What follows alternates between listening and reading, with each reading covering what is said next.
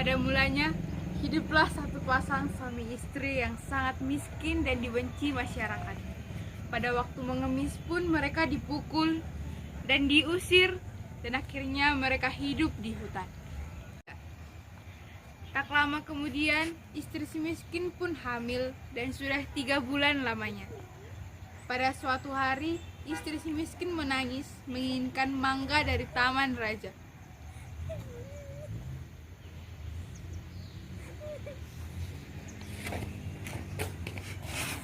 Suaminya mau mengabulkan permintaan istrinya, tetapi dia mengingat mereka dikucilkan dan sangat dibenci masyarakat sekalipun. Kata si miskin kepada istrinya, "Apakah kamu tidak tahu keadaan kita bagaimana? Kita tinggal di lingkungan saja, kita sudah diusir. Apalagi meminta barang." Mendengar itu, istrinya semakin menangis dan si miskin berkata, "Berhentilah menangis, aku akan membawakan buah itu untukmu." Istrinya pun diam dan si miskin pergi ke pasar mencari buah mangga itu. Sampainya di pasar, seorang pedagang. Hei miskin, apa yang kamu cari? Aku menginginkan buah mangga itu yang sudah terbuang pun tidak apa-apa. Baiklah miskin, ini saya akan memberikannya kepadamu. Ini ada sedikit nasi untukmu. Ini juga miskin, aku memiliki pakaian yang tidak terpakai lagi. Terima kasih ya. Si miskin heran. Dahulu mereka selalu diusir, tetapi sekarang kenapa? Si miskin itu pulang ke hutan dan memberikan buah mangga itu dengan sangat bangga menceritakan yang dia alami di pasar. Tetapi istrinya menangis dan berkata, Aku mau buah mangga yang di taman raja itu. Biarlah aku mati saja kalau bukan buah yang dari taman raja itu yang kau berikan. Suaminya dongkol dan akhirnya pergi dengan modal nekat untuk menemui raja tersebut.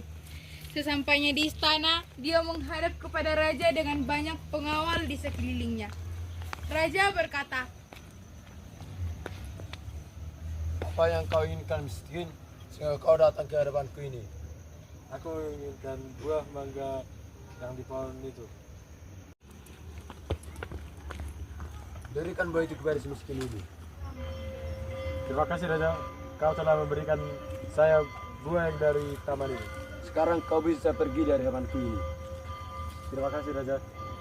Baiklah miskin, pergilah. si miskin membawakan dengan senang hati, begitu juga istrinya yang sangat senang dengan adanya buah mangga itu. 3 bulan kemudian, istrinya menangis dan menginginkan buah nangka dari taman raja. Bang, aku ingin buah nangka yang dari taman raja itu. Oh, baiklah. Dan suaminya pergi meminta buah mangga itu kepada raja.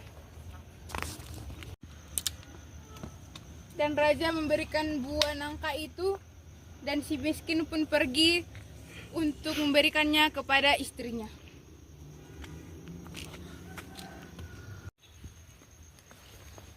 Terima kasih suamiku.